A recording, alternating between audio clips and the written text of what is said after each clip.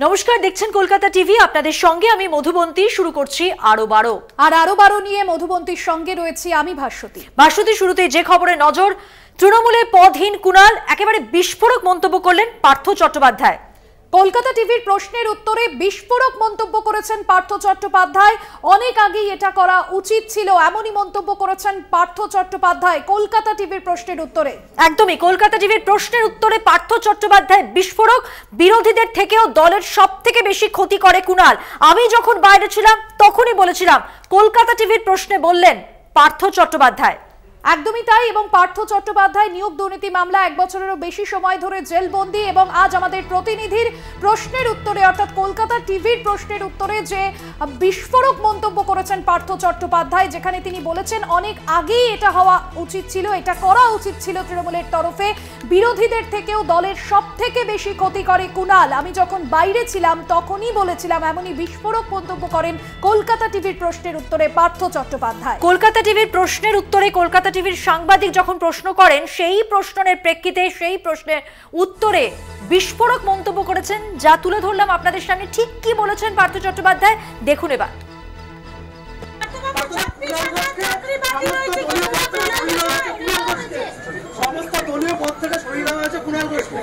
অনেক আগে তার উচিত ছিল। আমি যখন বাইরে ছিলাম তখন কুণাল ঘোষ সম্পর্কে আমার মূল্যায়ন ছিল যে দলের থেকেও, বিরোধী দলের থেকেও কুণাল দলকে সবচেয়ে বেশি ক্ষতি করে।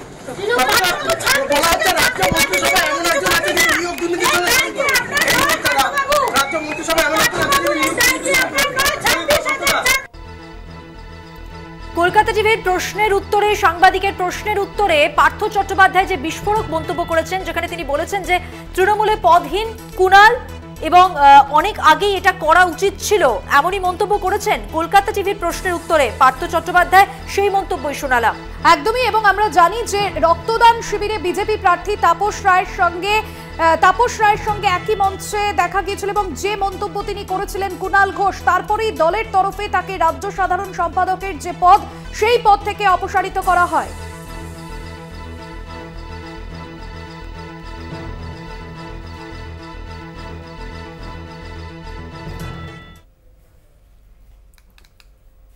তৃণমূলে পদহীন কুণাল ঘোষ, বিস্ফোরক মন্তব্য করেছেন পার্থ চট্টোপাধ্যায় কলকাতা টিভির প্রতিনিধির সামনে। সরাসরি যাব, আমাদের সঙ্গে রয়েছেন আমাদের প্রতিনিধি ব্যাংশাল কোর্ট থেকে শুভঙ্কর মণ্ডল। শুভঙ্কর, তোমার প্রশ্নের উত্তরে এহেন বিস্ফোরক মন্তব্য করেছেন পার্থ চট্টোপাধ্যায়। ঠিক কোন পরিপ্রেক্ষিতে, কোন প্রশ্ন করা হলে এমনই বিস্ফোরক দাবি তিনি করলেন, ঠিক কি স্পষ্ট করতে চাইলেন এই মন্তব্যের মধ্যে দিয়ে তিনি? দেখো, কুণাল ঘোষ দলের ক্ষতি করছে এবং বিরোধীদের থেকে অনেক বেশি দলের ক্ষতি করেছে, এই বক্তব্যই আজ পার্থ চট্টোপাধ্যায়ের গলা থেকে আমরা শুনতে পেয়েছি। তাকে যখন প্রশ্ন করা হয়েছিল, সেই প্রশ্নের উত্তরে তিনি কিন্তু জানিয়েছেন এবং অনেকটাই বিস্ফোরক এই উক্তি কলকাতা টিভির সামনে তিনি যেটি তুলে ধরেছেন। স্বাভাবিকভাবে এই প্রশ্নের পর কিন্তু কুণাল ঘোষের যে অস্তিত্ব, সেটা নিয়ে কিন্তু ইতিমধ্যে যেমন তৃণমূলে একাধিক যে পদগুলি তিনি ছিলেন এতদিন ধরে অলঙ্কৃত করে, সেই পদ থেকে তাকে সরিয়ে দেওয়া হয়েছে, অপসারিত করা হয়েছে, সেই নিয়ে কিন্তু স্বাভাবিকভাবেই আমরা দেখলাম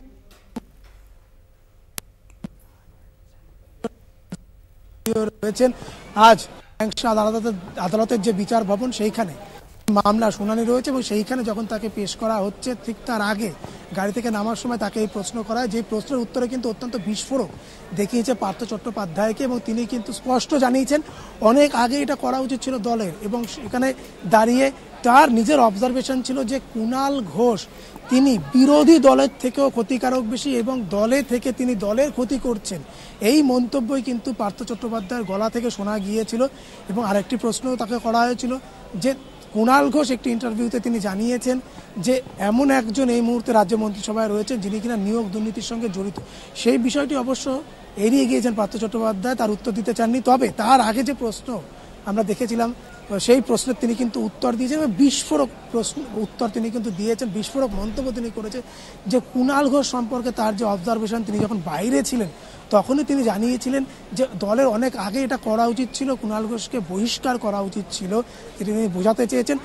একই সঙ্গে বিরোধীদের থেকেও ভয়ঙ্কর এই কুণাল ঘোষ এবং দলে থেকে তিনি দলের ক্ষতি করছেন বলেও কিন্তু আজ বলেছেন পার্থ চট্টোপাধ্যায়। তার এই বিস্ফোরক উক্তির মধ্যে দিয়ে জানিয়েছেন সেই বিষয়টি।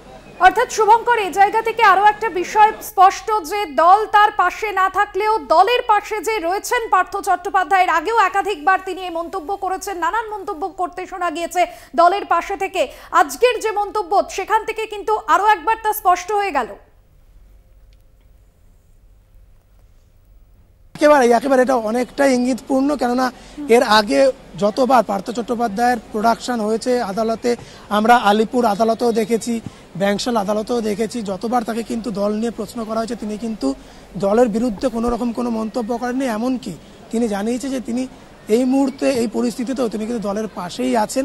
এবং সেখান থেকে দাঁড়িয়ে আজ পার্থ চট্টোপাধ্যায়ের যে বিস্ফোরক উক্তি বা মন্তব্য সেটা কিন্তু অনেকটাই সিগনিফিকেন্ট এবং সেইখানে দাঁড়িয়ে অনেকটা ইঙ্গিতপূর্ণ যে কুণাল ঘোষকে তিনি কিন্তু প্রথম থেকেই, যখন তিনি বাইরে ছিলেন তখন থেকেই কিন্তু তিনি আজ করতে পেরেছিলেন যে কুণাল ঘোষ কতটা ক্ষতিকারক দলের পক্ষে বা দলের ক্ষেত্রে। সেইখানে দাঁড়িয়ে আজ যখন তাকে প্রশ্ন করা হয়েছিল তিনি কিন্তু জানিয়েছেন যে কুণাল ঘোষ যখন তিনি বাইরে ছিলেন তখনই কিন্তু তিনি জানিয়েছিলেন যেটা অনেক আগে করা উচিত ছিল।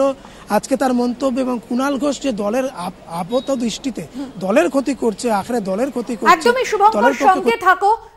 পার্থ চট্টোপাধ্যায় ঠিক কি বিস্ফোরক মন্তব্য করেছেন কলকাতা টিভির প্রশ্নের উত্তরে আরো একবার শোনাই আপনাদের।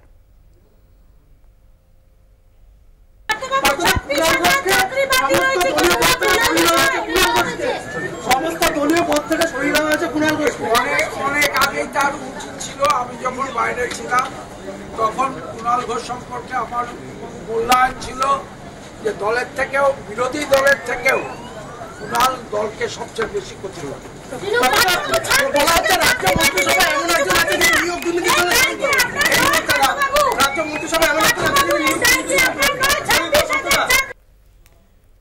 শুভঙ্কর, কলকাতা টিভির প্রশ্নের উত্তরে যে বিস্ফোরক মন্তব্য এবং যেমনটা তুমি জানাচ্ছিলে যে আজকের যে মন্তব্য দলের পাশে যে তিনি রয়েছেন এই ইঙ্গিত বহন করছে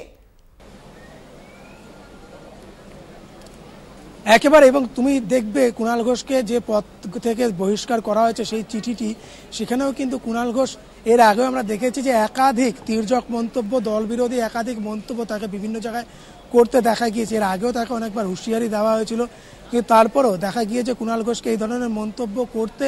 এবং সেইখানে দাঁড়িয়ে স্বাভাবিকভাবে একটি রক্তদান শিবিরে সেইখানে কলকাতা উত্তরে বিজেপি প্রার্থী তাপস রায়ের সঙ্গে তার দেখা, সেই মঞ্চে একই মঞ্চ ভাগ করাই যাবতীয়গুলো কিন্তু কোনো জায়গায় গিয়ে তৃণমূলের অন্দরে অস্বস্তি তৈরি করেছে। এবং বিশেষ করে যে মন্তব্যগুলো অনেক ক্ষেত্রেই দেখা গিয়েছে যে কুণাল ঘোষকে ফাপড়ে ফেলতে যথেষ্ট ছিল এবং সেটিই হয়েছে আখেরে কুণাল ঘোষকে কিন্তু সমস্ত দলীয় যে পদগুলো সেখান থেকে সরিয়ে দেওয়া হয়েছে, অপসারিত করা হয়েছে। এবং সেটি নিয়েই আজ পার্থ চট্টোপাধ্যায় যখন ব্যাংশাল আদালতে আসেন এই বিচার ভবনে, গাড়ি থেকে নামার পর তাকে প্রশ্ন করা হলে কিন্তু তিনি একেবারে সোজা সাপটা তার উত্তর বিস্ফোরক তিনি এই মন্তব্য করেছেন যে অনেক আগেই এটা করা উচিত ছিল। এবং কুণাল ঘোষ সম্পর্কে তার অবজারভেশন যে কুণাল ঘোষ বিরোধী দল জানা দলের ক্ষতি করছে তৃণমূলের, তাতে কুণাল ঘোষ দলে থেকে দলের অনেক বেশি ক্ষতি করছেন। অর্থাৎ এর থেকে কিন্তু স্পষ্ট যে কুণাল ঘোষকে একেবারে ঠিকঠাকভাবে কিন্তু নিতে পারেননি এই পার্থ চট্টোপাধ্যায় এবং তিনি দলের পাশেই আছেন বলে আজকে কিন্তু তার এই মন্তব্য থেকে স্পষ্ট।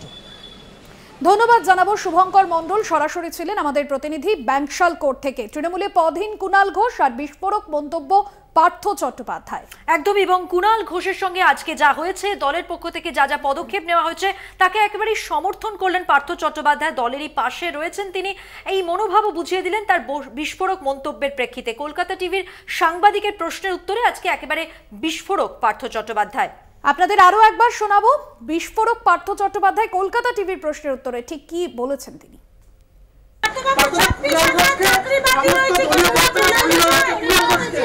সমস্ত দলীয় পদ থেকে সরিয়ে দেওয়া হয়েছে কুণাল ঘোষকে। অনেক আগেই তার উচিত ছিল। আমি যখন বাইরে ছিলাম তখন কুণাল ঘোষ সম্পর্কে আমার মূল্যায়ন ছিল যে দলের থেকেও, বিরোধী দলের থেকেও কুণাল দলকে সবচেয়ে বেশি ক্ষতি করে।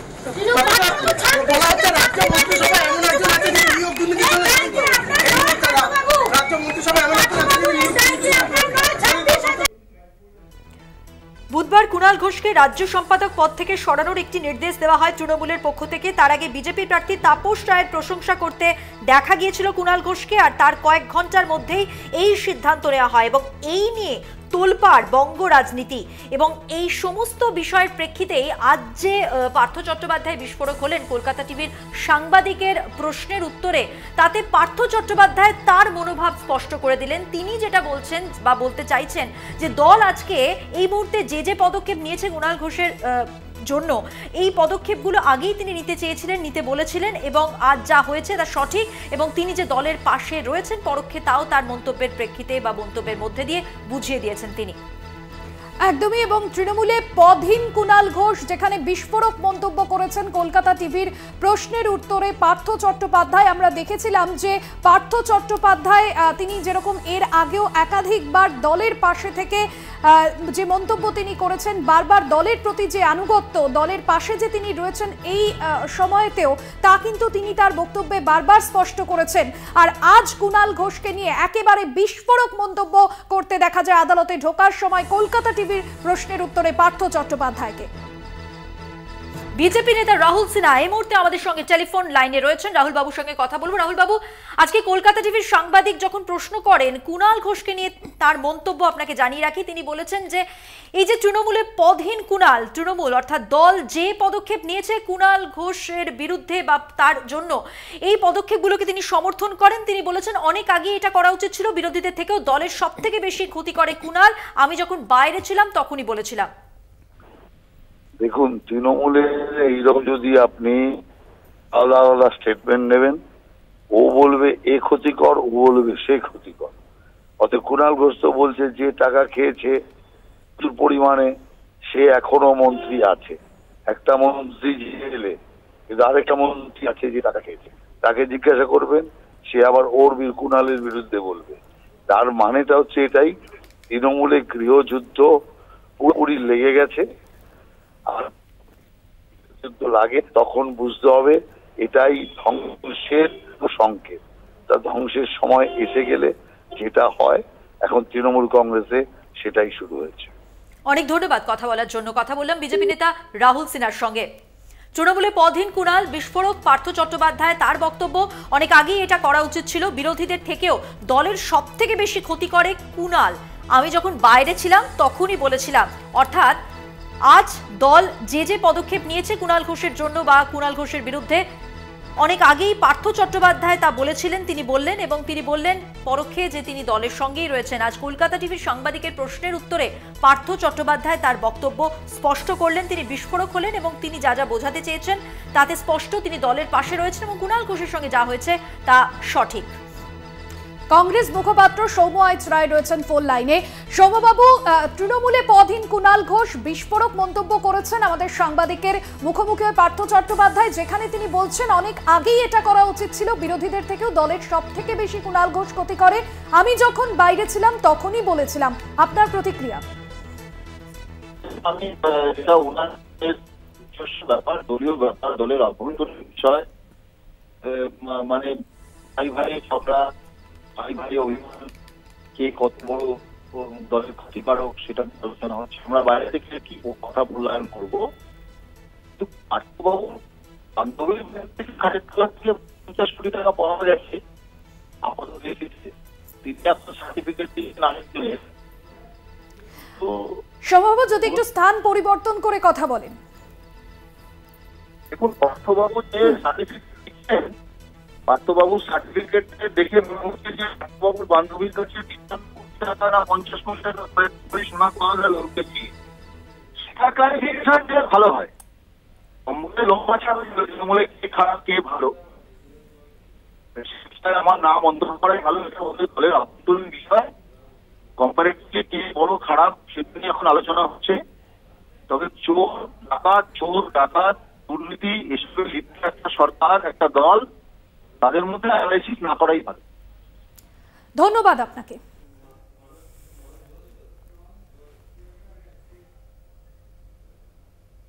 এখন সময় হয়ে গেছে একটা বিরতি নেবার। ফিরে আসছি বিরতির পর, সঙ্গে থাকুন। ফিরলাম বিরতির পর, আর এবার যে খবরে নজর রাখবো, কংগ্রেসকে সংখ্যালঘু তীর মোদির, ধর্মের ভিত্তিতে সংরক্ষণের ষড়যন্ত্র করছে কংগ্রেস। বিশেষ ভোট ব্যাংককে সংরক্ষণ দিতে চায় কংগ্রেস। হাত শিবিরকে 3টি চ্যালেঞ্জ করেছিলাম, 10 দিন হয়ে গেল উত্তর নেই। মোদী আর কি বলেছেন? বলেছেন কংগ্রেসের বিপজ্জনক খেলার বিরোধিতা করেনি বাম তৃণমূল। যতদিন বেঁচে আছে আপনার অধিকার কাটতে দেবে না। বর্ধমানের সভা থেকে আক্রমণাত্মক মন্তব্য করেন প্রধানমন্ত্রী নরেন্দ্র মোদী। ঠিক কি বলেছেন তিনি, শোনাবো। कांग्रेस देश में धर्म के आधार पर आरक्षण देने की साजिश कर रही है। ये एससी, एसटी, ओबीसी के हक का आरक्षण उनसे छीन करके अपने खास वोट बैंक, जिहादी वोट जहां से मिलने वाला है, उनको देने के लिए संविधान बदलना चाहते हैं। मैंने सोचा कांग्रेस इतना पागलपन क्यों है उसके विषय में। तो मैंने कुछ लोगों को पूछा, मैंने कहा भाई क्या ये क्यों ऐसा कर रहे हैं? बोले उनका सीधा सीधा हिसाब है कि वो अब दलितों को, आदिवासियों को और ओबीसी उनको जबरदस्त सजा करना चाहते हैं। मैंने कहा दलित, आदिवासी और ओबीसी को सजा क्यों? बोले सजा इसलिए करना चाहते हैं कि मोदी आज जो बैठा है ना, उसका कारण अब दलित मोदी को वोट देता है, आदिवासी मोदी को वोट देता है, ओबीसी मोदी को वोट देता है। और इसलिए 50 साल तक जो कांग्रेस के साथ रहे, वो दलित, आदिवासी और ओबीसी कांग्रेस से खिसक गए, मोदी के साथ चले गए। কংগ্রেস মুখপাত্র সৌম্য আইচরা এই মুহূর্তে আমাদের সঙ্গে টেলিফোন লাইনে রয়েছেন। সৌম্যবাবু, কংগ্রেসকে সংখ্যালঘু তীর মোদীর। তিনি বললেন ধর্মের ভিত্তিতে সংরক্ষণের ষড়যন্ত্র করছে কংগ্রেস, বিশেষ ভোট ব্যাংকের সংরক্ষণ দিতে চায় কংগ্রেস।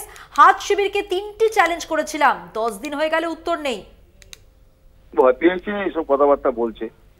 উনি আগে বলুন যে ভারতবর্ষের মানুষকে যে প্রতিশ্রুতিগুলো দিয়েছেন সেগুলো কেন পালন করেননি। ভারতবর্ষের মানুষ তো ওনাকে প্রধানমন্ত্রী নির্বাচন করে ধোঁকা খেয়ে গেছে। তো গ্যাসের দাম থেকে শুরু করে মানুষের জীবন জীবিকা, রোজগার, বাসস্থান, পরিযায়ী শ্রমিক, মাথাপিছু রোজগার, সবকিছু প্যারামিটারে তো নিচের দিকে। এটা তো কংগ্রেস বলছে না, এটা অর্থ দপ্তরের ডেটা বলছে। 47 বছরে সব থেকে বেশি বেকার। এইসব কথা না বলে কংগ্রেস কংগ্রেস করে কংগ্রেসকে আসলে ভয় পান উনি। তো মোদিজি এখন সেই উলট পুরাণ গাইছে বাংলায় এসে, তো লাভ হবে না কিছু। অনেক ধন্যবাদ কথা বলার জন্য। কংগ্রেস মুখপাত্র সৌম্য আইচরা আমাদের সঙ্গে কথা বললেন। তার প্রতিক্রিয়ায় তিনি জানালেন তিনি কি বলতে চাইছেন। কংগ্রেসকে সংখ্যালঘু তীর মোদীর, ধর্মের ভিত্তিতে সংরক্ষণের ষড়যন্ত্র করছে কংগ্রেস। আরো যা যা মন্তব্য করেছেন তার প্রেক্ষিতে তার প্রতিক্রিয়া। বিশেষ ভোট ব্যাংকে সংরক্ষণ দিতে চায় কংগ্রেস। হাত শিবিরকে 3টি চ্যালেঞ্জ করেছিলাম, 10 দিন হয়ে গেল উত্তর নেই।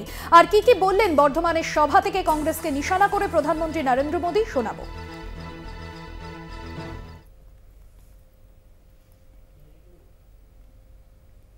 आरक्षण देने की साजिश कर रही है। ये एससी, एसटी, ओबीसी के हक का आरक्षण उनसे छीन करके अपने खास वोट बैंक, जिहादी वोट जहां से मिलने वाला है, उनको देने के लिए संविधान बदलना चाहते हैं। मैंने सोचा कांग्रेस इतना पागलपन क्यों है उसके विषय में। तो मैंने कुछ लोगों को पूछा, मैंने कहा भाई क्या ये क्यों ऐसा कर रहे हैं? बोले उनका सीधा सीधा हिसाब है कि वो अब दलितों को, आदिवासियों को और ओबीसी उनको जबरदस्त सजा करना चाहते हैं। मैंने कहा दलित, आदिवासी और ओबीसी को सजा क्यों? बोले सजा इसलिए करना चाहते हैं कि मोदी आज जो बैठा है ना, उसका कारण अब दलित मोदी को वोट देता है, आदिवासी मोदी को वोट देता है, ओबीसी मोदी को वोट देता है। और इसलिए 50 साल लगातार जो कांग्रेस के साथ रहे वो दलित, आदिवासी और ओबीसी।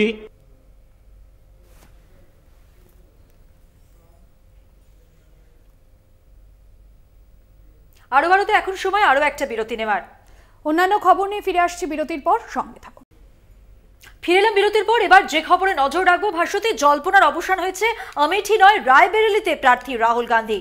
আমেঠিতে কংগ্রেস প্রার্থী কিশোরীলাল শর্মা 2004 থেকে 2019 দীর্ঘ প্রায় 15 বছর আমেঠিতে সাংসদ ছিলেন রাহুল গান্ধী। 2019-এ স্মৃতি ইরানির কাছে হারেন রাহুল। এবারও আমেঠিতে বিজেপি প্রার্থী স্মৃতি ইরানি, কেরলের ওয়ায়নাডেও প্রার্থী রাহুল, প্রার্থী হলেন না প্রিয়াঙ্কা গান্ধী।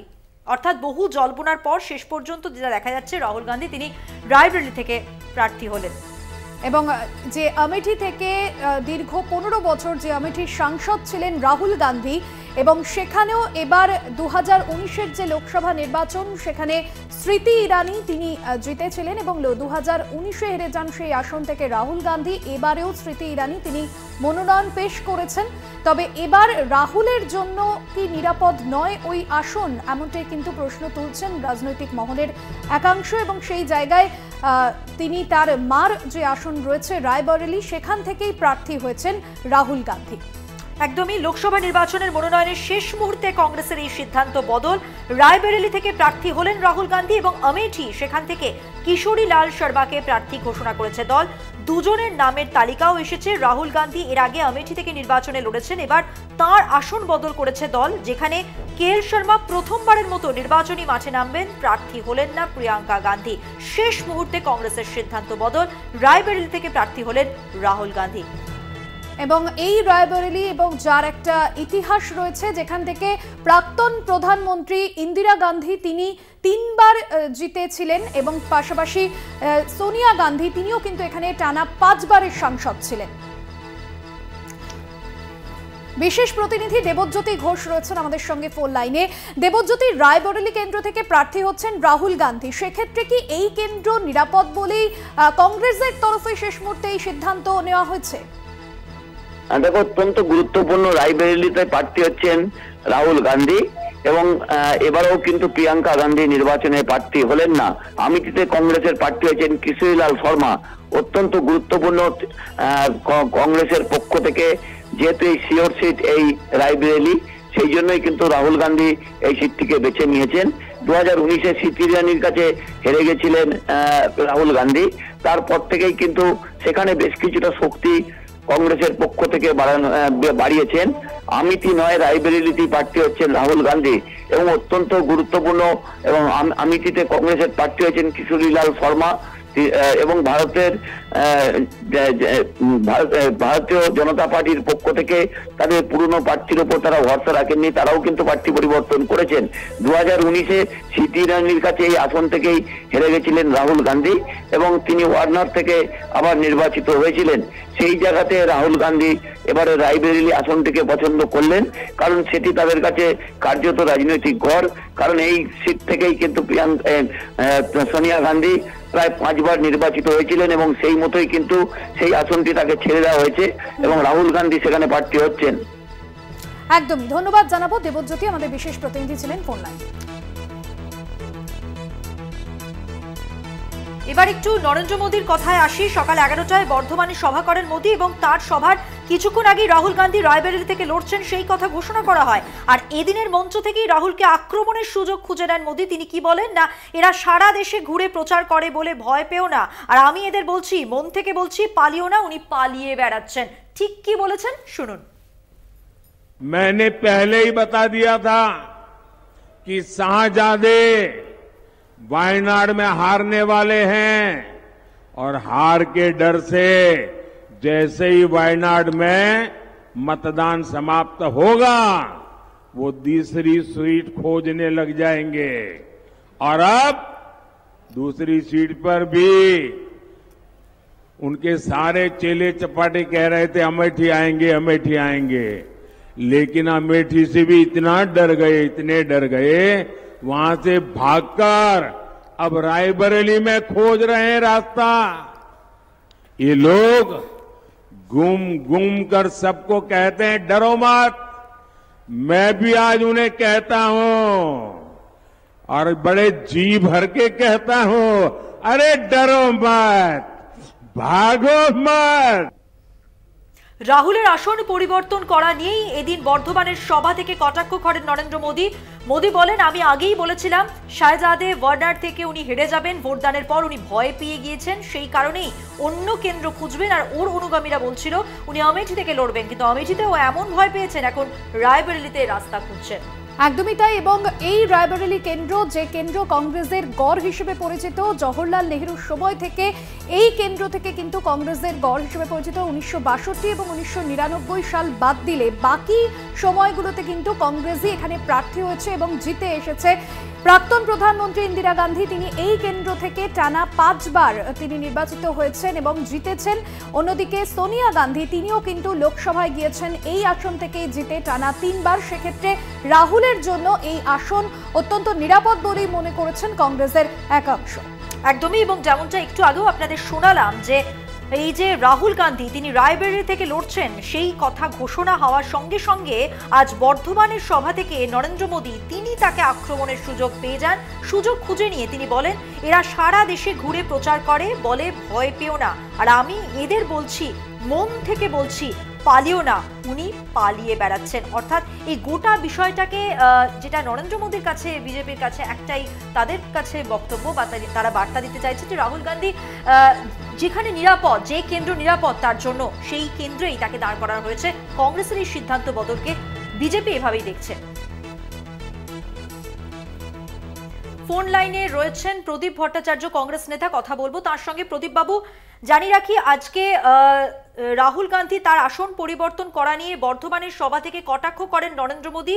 তিনি যেটা বলেন যে এরা সারা দেশে ঘুরে প্রচার করে, বলে ভয় পেও না, আমি এদের বলছি, মন থেকে বলছি, পালিও না, উনি পালিয়ে বেড়াচ্ছেন, ভয় পেয়েছেন বলেই এই আসন বদলের সিদ্ধান্ত। কি বলবেন? আসলে ভারতের প্রধানমন্ত্রী কথাবার্তা শুনে আজকাল আমার মনে হচ্ছে উনি বালক সুলভ কথাবার্তা বলতে পছন্দ করেন এবং হাসির খোরাক তৈরি করছেন। রাহুল গান্ধী কোথায় দাঁড়াবেন সে তো কংগ্রেস পার্টি ঠিক করবে। তাহলে কংগ্রেস পার্টিকে বলে দিতে হয় ভারতের প্রধানমন্ত্রী কোত্থেকে দাঁড়াবেন, সেটা শুনতে ভালো লাগবে? আরে রায়বেরেলি সিট চিরকাল নেহরু ফ্যামিলির জন্য তৈরি করা হয়েছে বলেই অনেকে ধারণা করেন। সাধারণ মানুষ মনে করেন আমেঠি সিটেও কংগ্রেসের দুর্গ। একবার হেরে গেছেন বলে আমেঠি দুর্বল সিট কংগ্রেসে এমন মনে করার কোনো কারণ নেই। আমেঠিতে যিনি কংগ্রেসের প্রার্থী হবেন তিনিও জিতবেন এবং রায়বেরেলিতে অনায়াসে রাহুল গান্ধী জিততে পারেন। দুটো সিটে কন্টেস্ট করা ভারতবর্ষের রাজনীতিতে নতুন কিছুই নয়। উনি ভয় পেয়েছেন, প্রধানমন্ত্রী নিজে ভয় পেয়েছেন বলে, কংগ্রেস ভয় পেয়েছে বলে তিনি হুঙ্কার দিচ্ছেন, কথাবার্তা বলছেন। এটা একান্তই ভুল এবং তিনি মনে করছেন তিনি যা বলছেন সেটা ভারতবর্ষের মানুষ মেনে নেবে। ভারতবর্ষের মানুষ ওনার কথা শুনে হাসাহাসি ছাড়া আর কিছু করে না। অনেক ধন্যবাদ কথা বলার জন্য কংগ্রেস নেতা প্রদীপ ভট্টাচার্য, তার সঙ্গে আমরা কথা বললাম। আর এবার যে খবরে নজর রাখবো, রাজ্যপালের বিরুদ্ধে শ্লীলতাহানির অভিযোগ উঠল। রাজভবনে রাজ্যের মন্ত্রী চন্দ্রিমা ভট্টাচার্যের ওপর নিষেধাজ্ঞা। রাজভবনে ঢোকায় নিষেধাজ্ঞা জারি করা হয়েছে। বিবৃতি জারি করে এমনটাই নিষেধাজ্ঞা রাজভবনের। কলকাতা, দার্জিলিং, পাশাপাশি ব্যারাকপুরের রাজভবনে নিষেধাজ্ঞা জারি করা হয়েছে চন্দ্রিমা ভট্টাচার্যের ঢোকার বিষয়ে। এমনকি চন্দ্রিমা ভট্টাচার্য কোনো অনুষ্ঠানে থাকলে রাজ্যপাল সেখানে যাবেন না, এমনটাই রাজভবনের তরফে জানানো হয়েছে। রাজ্যপালের বিরুদ্ধে অবমাননাকর মন্তব্য করেন চন্দ্রিমা ভট্টাচার্য। কলকাতা, ব্যারাকপুর, দার্জিলিং এর রাজভবনে নিষেধাজ্ঞা, তার প্রবেশে কোনো অনুষ্ঠানেও চন্দ্রিমা থাকতে পারবেন না, যেমনটা ভাস্বতী তুমি বলছিলে। রাজ্যপাল অংশ নেবেন না। চন্দ্রিমার বিরুদ্ধে কি পদক্ষেপ নেওয়া হবে অ্যাটর্নি জেনারেলের সঙ্গে পরামর্শ করা হচ্ছে, রাজভবন সূত্রে এমনটাই জানা যাচ্ছে। রিয়া মাঝি আমাদের প্রতিনিধি রয়েছেন ফোন লাইনে। রিয়া, চন্দ্রিমা ভট্টাচার্যের যে মন্তব্য এবং সেই মন্তব্যের পরিপ্রেক্ষিতে ঠিক কি নিষেধাজ্ঞা, রাজভবনের তরফে বিবৃতিতে কি কি বিষয় তুলে ধরা হয়েছে? দেখো মধ্যবর্তী তোমাকে জানিয়ে রাখবো যে গতকাল রাজ্যপালের আগেন্স্টে যে মলেস্টেশনের কমপ্লেন সেটা নিয়ে কিন্তু রীতিমতো রাজনীতি উত্তপ্ত হয়ে উঠেছে এবং সেই জায়গা থেকে দাঁড়িয়ে চন্দ্রিমা ভট্টাচার্য তিনি বেশ কিছু মন্তব্য করেছেন এবং সেই মন্তব্যের পরিপ্রেক্ষিতে যেটা দেখা গেল যে রাজ্যপাল রাজভবনের তরফ থেকে একাধিক বিবৃতি ইস্যু করা হলো এবং সেই বিবৃতির মধ্যে একটি বিবৃতিতে যেটা লেখা ছিল যে চন্দ্রিমা ভট্টাচার্য তিনি কোনোভাবেই রাজভবনে ঢুকতে পারবেন না, তার রাজভবনের এন্ট্রি ব্যান্ড করা হলো এবং পাশাপাশি তোমাকে জানিয়ে রাখবো যে চন্দ্রিমা ভট্টাচার্য যদি কোনো রকম প্রোগ্রামে থাকেন সেক্ষেত্রে রাজ্যপাল সেই প্রোগ্রামে যাবেন না এবং শুধু তাই নয় পুলিশকেও ব্যান্ড করা হয়েছে বলে সেই বিবৃতিতেই লেখা ছিল। তবে চন্দ্রিমা ভট্টাচার্য তার নিয়ে আরো লেখা ছিল যে তার এগেইনস্টে কি ব্যবস্থা নেওয়া হবে সেটা নিয়ে অ্যাটর্নি জেনারেলের সঙ্গে কথা বলবেন রাজ্যপাল, এমনটাই কিন্তু তার একাধিক বিবৃতির মধ্যে একটি বিবৃতিতে তিনি এমনটাই মেনশন করেছিলেন। এবং পাশাপাশি তোমাকে জানিয়ে রাখবো যে যেহেতু রাজ্যপাল এবং প্রেসিডেন্ট এই দুজনের আগেন্স্টে কোনো রকম ক্রিমিনাল প্রসিডিং শুরু করা যায় না, সেটা কিন্তু অ্যাকর্ডিং টু ল এবং সেই কারণের জন্যই কিন্তু যেটা দেখা গেল যে গতকাল হিয়ারফিতে এই যে মহিলা যে কিনা 2019 থেকে কর্মরত কন্ট্রাকচুয়াল তিনি কাজ করছেন রাজভবনে, সেই মহিলা যদিও কমপ্লেন দিয়েছেন হেয়ার স্ট্রিট থানায় কিন্তু কোন রকম এফআইআর লঞ্চ করা সম্ভব হয়নি।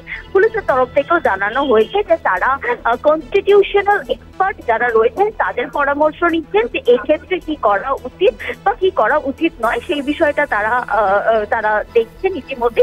একদমই রিয়া, তোমাকে একটু বিরত করছি, তুমি আমাদের সঙ্গে থাকো। মন্ত্রী চন্দ্রিমা ভট্টাচার্য ঠিক কি বলেছেন শুনবো একবার আমরা। এ কি ধরনের ঘটনা ঘটছে যে রাজ্যপাল নাকি বলেন তিনি পিস রুম করছেন, সকলের অভিযোগ শুনবেন, সেই অভিযোগের নিষ্পত্তিও করবেন। আমরা তো আগেও বলেছি আবার বলছি, সেই পিস রুম কি আসলে নারী সম্মানের পিস হ্যাভেন হয়ে গেছে, যেখানে বারবার মাননীয় প্রধানমন্ত্রী নারী শক্তি বলছেন, সেখানে রাজ্যপাল তিনি নারীর অপমান করছেন। রাজ্যপালের বিরুদ্ধে শ্লীলতাহানির অভিযোগ ওঠার পর মন্ত্রী চন্দ্রিমা ভট্টাচার্য তার বিবৃতিতে ঠিক কি বলেছেন আপনাদের শোনালাম। এবার আপনাদের জানাই রাজভবনে পুলিশের প্রবেশে নিষেধাজ্ঞা। বৃহস্পতিবার রাতে বিবৃতি রাজভবনের লালবাজারের কাছে লিখিত নির্দেশ আসেনি এমনটাই সূত্র মারফত জানা যাচ্ছে, তাই আগের মতোই রাজভবনে পুলিশের ডিউটি। এবার আমরা এই বিষয়ে কথা বলবো। আমাদের সঙ্গে আপনারা জানেন টেলিফোন লাইনে রয়েছেন আমাদের প্রতিনিধি রিয়া মাঝি। রিয়া, এই যে পুলিশের প্রবেশে রাজভবনে নিষেধাজ্ঞা, এ প্রসঙ্গে কি জানতে পারছো? দেখো তোমাকে জানিয়ে রাখবো যে আরো একবার তোমাকে জানাবো যে গতকাল ঘটনা ঘটেছে তার কিন্তু একাধিক বিবৃতি দেওয়া হয়েছে রাজভবনের তরফ থেকে এবং এই একটি বিবৃতি যেখানে চন্দ্রিমা ভট্টাচার্যর যে এন্ট্রি সেটাকে ব্যান করা হয়েছে এবং পাশাপাশি পুলিশের যে বিবৃতি পুলিশের যে এন্ট্রি সেটাকেও কিন্তু একই সঙ্গে ব্যান করা হয়েছে এবং এই সপেক্ষে এখন আজকের পুলিশের থেকে আমরা জানতে চাই তাদেরকে যে ব্যান করা হয়েছে সেক্ষেত্রে কিন্তু প্রচুর কলকাতা পুলিশের একটি যে আউটপোস্ট রয়েছে রাজভবনে, ওসি রাজভবন সেখানে বসেন, তাহলে সেক্ষেত্রে সেটা কি করা হবে? যদি ব্যান করা হয় তাহলে কিন্তু পুরো পুলিশের যে ফোর্স আছে কলকাতা পুলিশের সবটাই উইথড্র করতে হবে পুলিশকে এবং সেই জায়গা থেকে দাঁড়িয়ে যেটা পুলিশ সূত্রে জানা যাচ্ছে যে তারা কোনো রকম উইথড্র করেনি এখনো অবধি, কারণ রাজ্যপাল বা রাজভবন এটা নিজেদের বিবৃতিতে জানিয়েছে কোনোভাবেই এটা কিন্তু লিখিতভাবে অর্থাৎ রিটেন অর্ডার আসেনি কলকাতা পুলিশের কাছে এবং প্রোটোকল অনুযায়ী রাজ্যপাল যদি এরকম কিছু চান সেক্ষেত্রে কিন্তু তাকে রিটেন অর্ডার দিতে হবে বা তাকে জানাতে হবে রাজ্যকে বা কলকাতা পুলিশকে রিটেন অর্ডার দিতে হবে। সেই রিটেন অর্ডারও কলকাতা পুলিশের কাছে আসেনি বা রাজ্যও কিন্তু এই এরকম কোন রকম তারা নোটিশ পায়নি রাজভবনের তরফ থেকে। সেই কারণের জন্য কাল অবধি যেরকম ভাবে কলকাতা পুলিশ সেখানে ডিউটি করেছে আজকেও কিন্তু ঠিক একইভাবে সেখানে ডিউটি করছেন, কারণ কলকাতা পুলিশের কাছে এই যে এন্ট্রি ব্যান্ড নিয়ে যেটা মিডিয়াকে বলা হয়েছে সেটা কিন্তু কোনোভাবেই কলকাতা পুলিশকে রিটেন ভাবে জানানো হয়নি।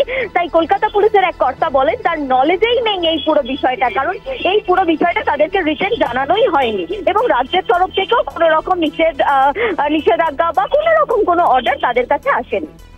ধন্যবাদ রিয়া, কথা বললাম আমাদের প্রতিনিধি রিয়া মাঝির সঙ্গে। সময় হয়ে গেছে একটা বিরতি নেওয়ার। ফিরে এলাম বিরতির পর। গতকালই আমরা দেখেছি হাওড়ার বাঁকড়ায় পঞ্চায়েত অফিসে প্রকাশ্যে সিসিটিভি ফুটেজ এবার সামনে এসেছে।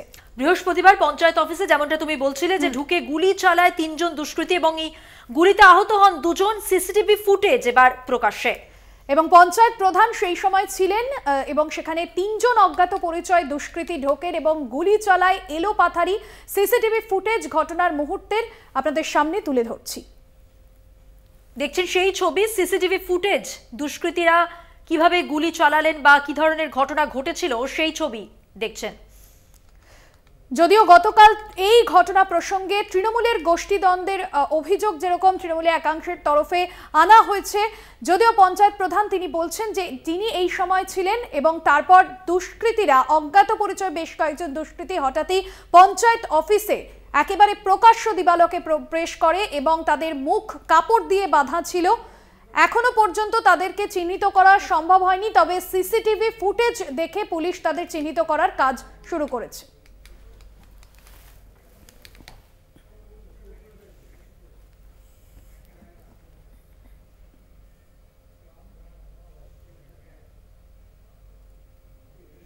চোখ রাখবো পরের খবরে। ফের নিম্ন আদালতে জামিনের আবেদন কৌস্তুভ রায়ের। 10ই মের মধ্যে ইডিকে আবেদনের প্রেক্ষিতে হলফনামা দিতে হবে, তারপরেই আদালত জামিনের আবেদনের দিন শুনানির দিন ধার্য করবে। প্রতিবাদহীন বোবা সময়, আদালত দিল সুযোগ। Jail is exception, bail is rule. 291 দিন জেল হেফাজতে কলকাতা টিভির সম্পাদক কৌস্তুভ রায়। নগর দায়রা আদালতে সিবিআই স্পেশাল কোর্টের বিচারকের কাছে জামিনের আবেদন কৌস্তুভ রায়। প্রতিবাদহীন বোবা এই সময়ে কিছু কথা বলার পরিসর এই আদালত আমায় দিয়েছে, তাই আমি কৃতজ্ঞ। হুজুর, এই মামলায় মূল অভিযুক্ত ও ইডি হাতে হাত মিলিয়ে চলছে, তাই আমার বিচার প্রক্রিয়া বিলম্বিত হচ্ছে। বিচারক, আমি আপনার বিষয়টা সম্পূর্ণ স্টাডি করেছি, আপনার যুক্তিগুলি বিচার প্রক্রিয়া চলাকালীন প্রাধান্য পাবে। কৌস্তুভ রায়। ইডি সবসময় তাদের পক্ষে বিজয় মদনলাল চৌধুরী মামলার অংশবিশেষ আদালতের সামনে তুলে ধরে, কিন্তু ওই মামলায় ইডির বিপক্ষে এবং অভিযুক্তের পক্ষেও যে বিশেষ বিশেষ কারণগুলি উল্লেখ রয়েছে সেগুলি এদের আইনজীবীরা কখনোই আদালতের সামনে পেশ করেন না। পাবলিক মানি লন্ডারিং অ্যাক্ট অনুযায়ী কাউকে গ্রেপ্তার করতে হলে 19(1) অনুযায়ী উপযুক্ত নথি দিয়ে স্যাটিসফাই হতে হবে।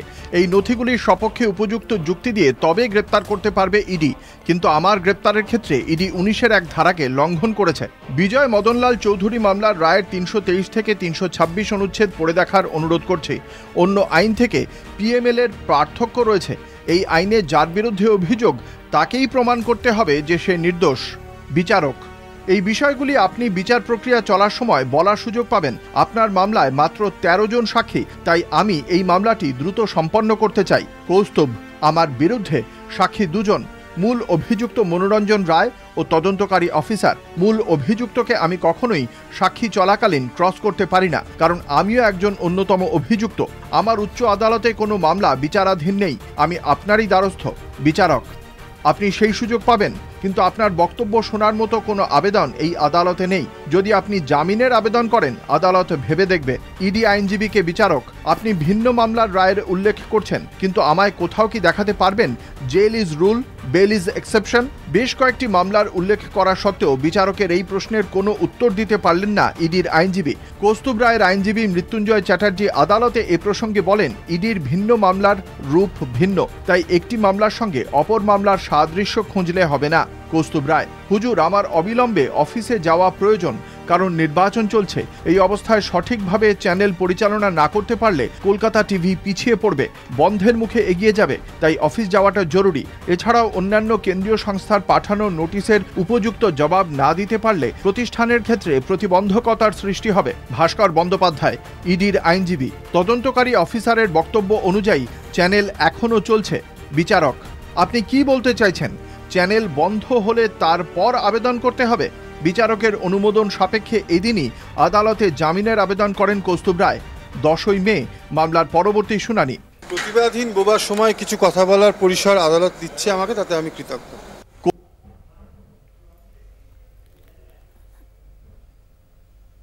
আর এবার যে খবরে নজর রাখবো, অবৈধ বালি খাদান বন্ধের নির্দেশকে একেবারে বুড়ো আঙুল। হাইকোর্টের নির্দেশের পরও রমরমিয়ে চলছে বালি চুরি। দামোদরের বুক থেকে মেশিনের মাধ্যমে নতুন নতুন প্রক্রিয়ায় বালি লুট বালি মাফিয়াদের। গতকাল কলকাতা হাইকোর্টের যে নির্দেশ, সেই নির্দেশের পরেও কার্যত বুড়ো আঙুল দেখিয়ে অবাধে চলছে এই বালি উত্তোলনের কাজ। দুর্গাপুরের দামোদরের বিস্তীর্ণ এলাকা জুড়ে বালি মাফিয়াদের রমরমা ব্যবসা, অভিযোগ স্থানীয়দের। দুর্গাপুরের পাশাপাশি একাধিক জায়গায় বালি মাফিয়াদের দৌরাত্ম্য যেভাবে বাড়ছে এবং অবৈধ বালি খাদান বন্ধের যে নির্দেশিকা কলকাতা হাইকোর্টের তরফে দেওয়া হয়েছে, যে শুধুমাত্র এফআইআর করে ক্ষান্ত করলেই হবে না, যে সমস্ত বালি বোঝাই ট্রাক সেগুলিকে বাজেয়াপ্ত করতে হবে এবং এই ঘটনার সঙ্গে যারা জড়িত তাদের বিরুদ্ধেও কড়া পদক্ষেপের নির্দেশ দিয়েছে কলকাতা হাইকোর্ট। তারপরেও বালি মাফিয়াদের রমরমিয়ে চলছে এই ব্যবসা। কথা বলবো আমাদের সঙ্গে সঞ্জীব সুই, আমাদের প্রতিনিধি টেলিফোন লাইনে রয়েছেন। অর্থাৎ যে সঞ্জীব, যে নির্দেশ দেওয়া হয়েছে হাইকোর্টের পক্ষ থেকে, সেই নির্দেশ তো অমান্য করে সেই একইভাবে বালি চুরির অভিযোগ উঠে আসছে, যখন সেই কাজই চলছে। তাহলে একদমই ঠিক বলছো যে হাইকোর্টের নির্দেশ হওয়ার পরও এখনো পর্যন্ত বালি মাফিয়াদের দৌরাত্ম্য কমেনি। যে ঘাটের নামে সরকারি ঘাট, সেই সরকারি ঘাট যে চালান ওঠে, সেই চালানকে ব্যবহার করে তার আশেপাশে বিভিন্ন জায়গা থেকে তারা অবৈধভাবে বালি তুলছে মেশিনের মাধ্যমে, নেটের মাধ্যমে, এবং তার ফলে সমস্যায় পড়ছে গ্রামগুলো। কারণ এই বর্ষার সময় এই সমস্ত গ্রামে এইভাবে অবৈধভাবে বালি কাটার জন্য জল ঢুকে গিয়ে গ্রামে ভাঙন হয়, গ্রামে বন্যা হয়। এই শ্যামল মণ্ডল এবং হরলাল সূত্রধর, এই দুই ব্যক্তি মানাচরের, তারা হাইকোর্টে এই নিয়ে মামলা করেছিলেন এবং তারপরেই হাইকোর্ট রায় দেয় যে যারা যারা অপরাধী তাদেরকে গ্রেপ্তার করতে হবে এবং তারা যে সমস্ত যন্ত্রাংশ ব্যবহার করে, যে সমস্ত বড় বড় যন্ত্রাংশ সহ নেট, অত্যাধুনিক যন্ত্রাংশ যেগুলো তারা ব্যবহার করে, সবগুলো বাজেয়াপ্ত করতে হবে। কিন্তু আজকেও সেই একই ছবি, এই একইভাবেই অবৈধভাবে বালি তোলা হচ্ছে এবং এই গৌতম দেবনাথ এবং উত্তম কেশ, এই দুজনের নামেই অভিযোগ হয়েছে। আমরা যেটা জানতে পারছি, গৌতম দেবনাথ এবং উত্তম কেশ দীর্ঘদিন ধরে এই অবৈধ বালিঘাটের সঙ্গে জড়িত এবং সেই নিয়েই চাঞ্চল্য ছড়িয়েছে আবার। ধন্যবাদ সঞ্জীব। আজ শেখ সিরাজকে ইডির তলব, সিজিও কমপ্লেক্সে তলব শেখ শাহজাহানের ভাইকে। 5ই জানুয়ারি ইডির ওপর হামলার ঘটনায় তলব। 3 দিন আগে সিরাজের বাড়িতে নোটিশ দেয় ইডি এবং আজ তাকে তলব করা হয়েছে। শেখ শাহজাহানের ভাইকে আজ তলব করা হয়েছে ইডি দফতরে। সিজিও কমপ্লেক্সে তলব করা হয়েছে শেখ শাহজাহানের ভাই শেখ সিরাজকে এবং তার বাড়িতে এর আগে তল্লাশি অভিযান চালিয়েছিল কেন্দ্রীয় তদন্তকারী সংস্থা এবং গত 5ই জানুয়ারি শেখ শাহজাহানের বাড়িতে তল্লাশি অভিযানে গিয়ে আক্রান্ত হতে হয় ইডি আধিকারিকদের। সেই ঘটনার পরিপ্রেক্ষিতেই এবার শেখ সিরাজকে ইডির তলব সিজিও কমপ্লেক্সে, তাকে জিজ্ঞাসাবাদের জন্য তলব করেছে ইডি।